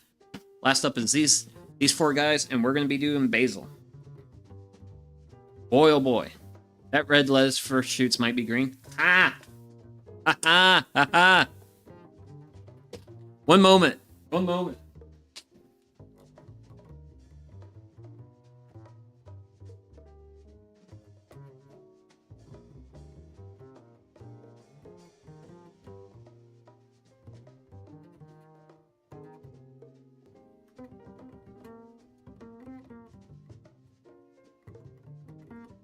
But yeah, this is Yugoslavian red butterhead lettuce that I sprouted. Well, I sowed this last stream. So these 3 are. Wait, what was that? Oh, that was a while. Oh, that was January. That was January. That was a month ago. Okay, so these 3 are a month old, and then I didn't have lettuce come up in here after a week, so I resprouted these. So these are a week behind these guys. But yeah, even these wee little lads are very red. Yeah, I already got... So for lettuce, I do a lot of succession sowing. So since this lettuce is basically a month old, this is going to be like first crop lettuce. Hopefully I'll get this in the ground sometime within the next week. And within 2 to 3 weeks past that, I'll have some lettuce ready to go, already going. I'm a big fan of lettuce. Lettuce was a weak point last season, and I'm going to overcome my weakness this season. My friend loves basil. He got into gardening just to make pesto. Nice. Very nice. That's actually another reason why I want to do the cold frame is that way I can grow like herbs during, because I want to do a session of herbs in the fall. I actually did some fall basil last year, and that turned out really well. That was one of the successes of gardening season last year was I did some fall basil, and that turned out really well. So hopefully with this cold frame, I might be able to might get fresh basil in like late November, early December, which would be lovely. Granted, I've also got some crazy plans for next year, but that's going to be at a later point in time. Now I'm just be working with this stuff. I gotta fill like 4 of these trays, but basil is a die favorite of mine. Granted, I almost grew too much. I thought I was doing a little weak on basil last year, but I was kind of noticing with like, because I did like pizza for dinner before stream, and like, man, I still have like plenty. Basil is so much robust than instructions give it credit for. It hates high heat. Yep. Otherwise pretty robust. Yep. Thai basil, obliviously different. Yep, that's Thai basil. But yeah. In my experience, Thai basil plants haven't gotten that big for me. As like a plant. Like Genevieve's basil, like I've had like huge bushes of that stuff. But if I grow like Thai basil is like puny boy or a tiny thing.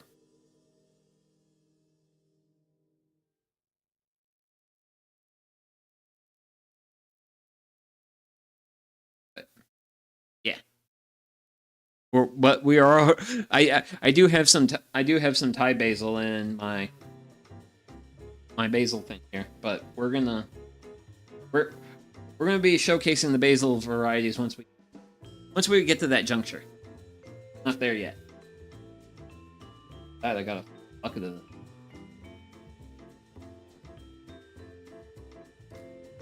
I definitely need a lot of this, but yeah, buying oh, it really wants that jungle heat. Yeah. Granted, in my environment, well, so technically I live in a humid subtropical environment. actually plant heart. So I think it was last year. The USDA updated their plant zone hardiness map, and my location on the rotation got bumped up to 7. So I'm in plant hardiness zone 7. I am actually at the point where either sometime this weekend or sometime in the following week, I'll be sowing my peas for the year. And then my brassicas that I started, those will be hitting the ground probably sometime next week. That is grade 2. So I've got a reasonably long growing season. As long as the temperatures don't get too terrible. There's some stuff I've had stay relatively green all year round. One good example is Elshinko onions. Oh dang, we went from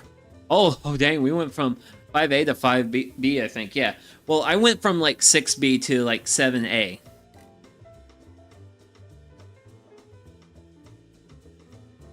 But yeah, I mean, in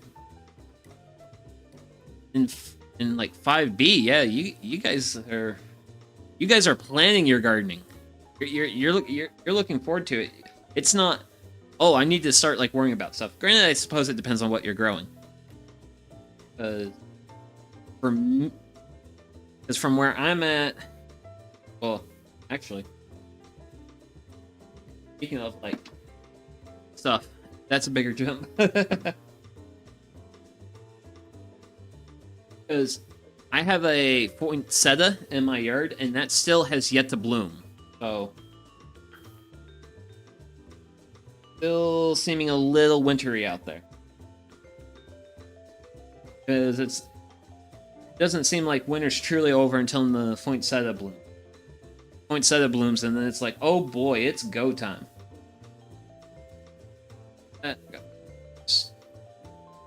Fact. That's also a thing with like some of these trays is sometimes you'll put your thumb in it and it feels firm, and then you push a little bit more and it pushes through. A way to tell for sure, and the thing I really like about these trays is you can see the bottom. Also, these are really good for like just pushing the plugs of plants out once you actually have plants. We're not at that point yet, but that's close. This is close, but I'm going to till my soil and stuff this weekend, try to plant in 2 or so weeks to make sure we're past the frost. Oh, wow. Because, like, my last frost date is, like, first week of April. But brassicas and onions, those can take a light frost. Lettuce can take a light frost under shelter.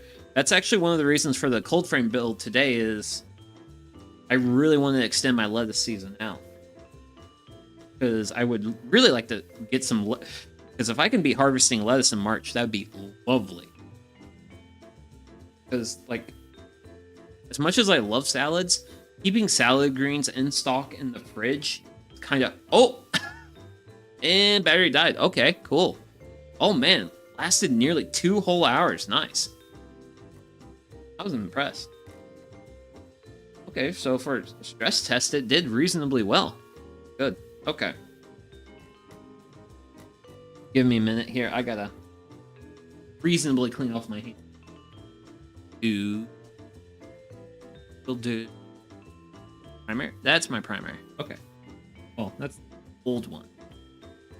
Oh, there we go. So yeah, this is the old camera. Things are a little bit more fuzzy on the old camera. But I'm actually impressed that the battery pretty much nearly hit the 2-hour mark. Well, went a little bit past it, so if I can just get the settings a little bit more dialed in on it, I'm going to be ecstatically happy with it. Well, if I can get the settings dialed in, and next time I do a campfire stream at night, it doesn't make And if it doesn't make the embers look purpley, I'll be truly ecstatic.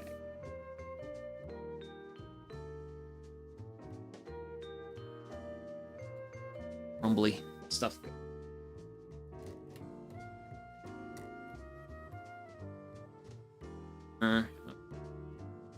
Okay.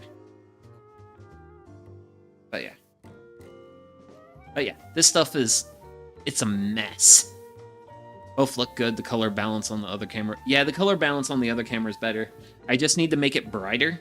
Because, like, I like the brightness with this, but it looks a little bit fuzzy and... Yeah, the biggest reason why I wanted to change cameras was this camera would make flames look a little purpley. And I did not like that a lot. So we have Genevieve basil. We also have Genevieve basil again, but from a second supplier. And then I have this is Thai basil. And then I have some container basil as well. Oh wait. Oh wait, I've got basil seed just hanging out in the corner. Right there. Okay. I presume that basil's gonna be this stuff. Let's start.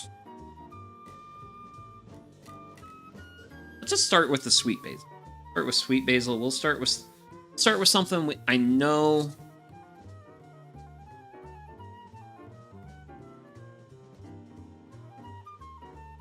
I'm gonna use these seeds that I got laying around.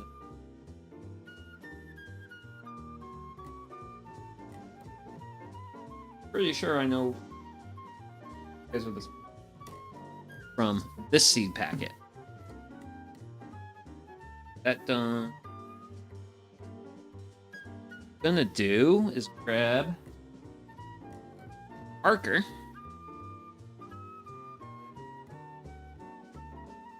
And we're gonna go through. We're gonna sow, mark, and then I can just cover it. That'll be that. And next up is the Thai basil. Because, hey, variety is the spice of life. Also, the fun thing, starting your... Get a lot better choice with your seed, your plants, if you're willing to sow.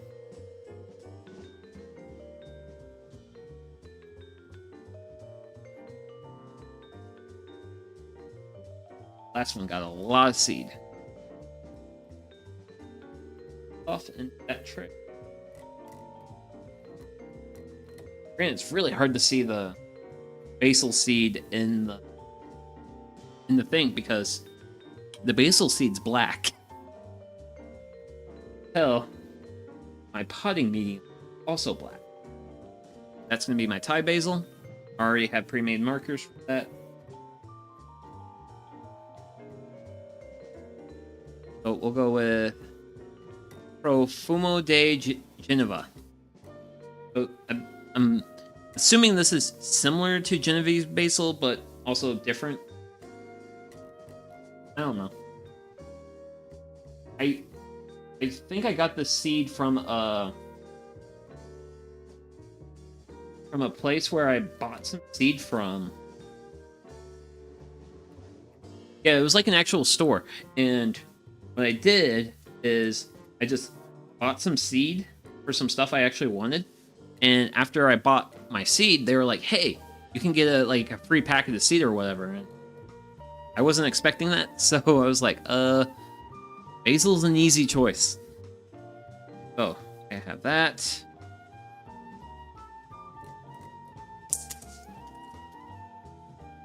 Make a popsicle stick. A label. So this one, I'm just gonna do initials. E G, I'm just gonna... Then for my second Genevieve basil, I'll actually spell Genevieve out and... Well, yeah. Out and... Okay. So, now time for our last basil. Everything is black. My hands are black. Leaf mold's black. And my seed. Like, the nice thing with, like, the lettuce seed... Well, the lettuce and tomato seed were both white. So I had good contrast. Really easy to see how much seed I was using. Basil has probably been a little bit aggressively overseed. But, as you can see, I have plenty of basil seed, so I'm not really worried about... I'm not ruining myself on the amount of basil seed. So, we'll seal that. Grab my popsicle stick. Marker.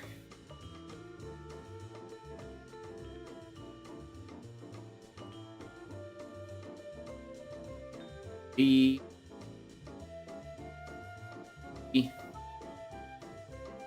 Basil. There we go. That.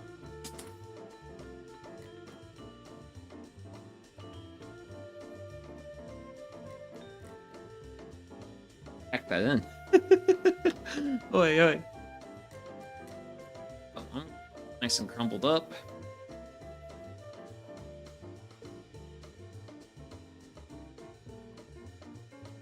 Light covering on the basil.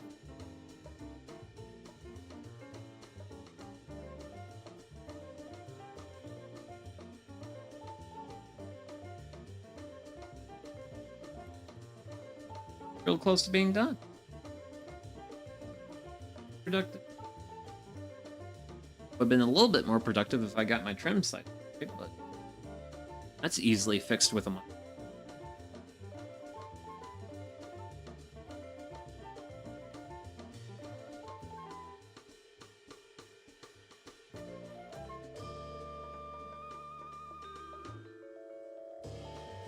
Good when it's nice and... But it just also just breaks, just falls apart in your hand and turns... When it falls apart in your hands and turns into a bunch of pieces, you know it's good for seed starting mix. And it just... Seeds can push through it easier. It does make it a little bit harder to handle.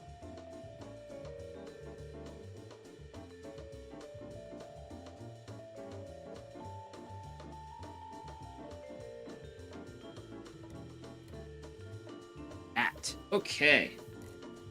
Ooh. Ooh. Oy, oy. Seen better days, but oh well.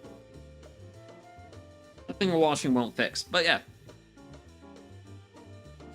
Would like to say a big thanks to everyone who tuned in today. We had a reasonably productive day.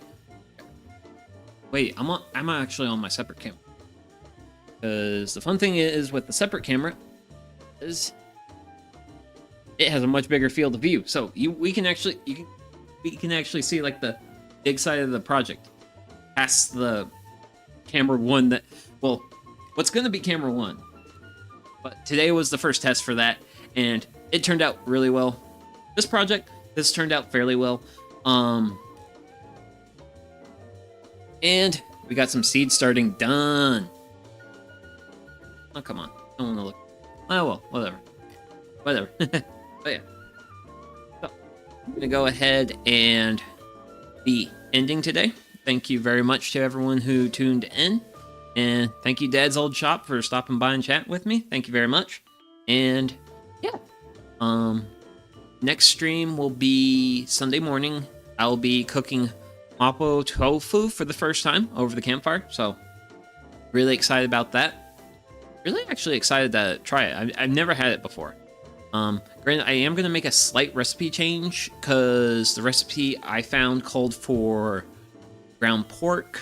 I'm going to change that out for ground beef, because generally speaking, with the notable exception of the greatness of bacon, pork products don't really sit well with me. So, yeah. But yeah. So, whatever it is you guys got going on in your lives, I hope you have a wonderful day, evening, or night. Ooh, so that's one. Ooh, that's one of my favorite dishes. Oh, nice. Okay, now this is something really to look forward to. And yeah, whatever you guys got going on, just live your best life you can out there. And with that, bye-bye.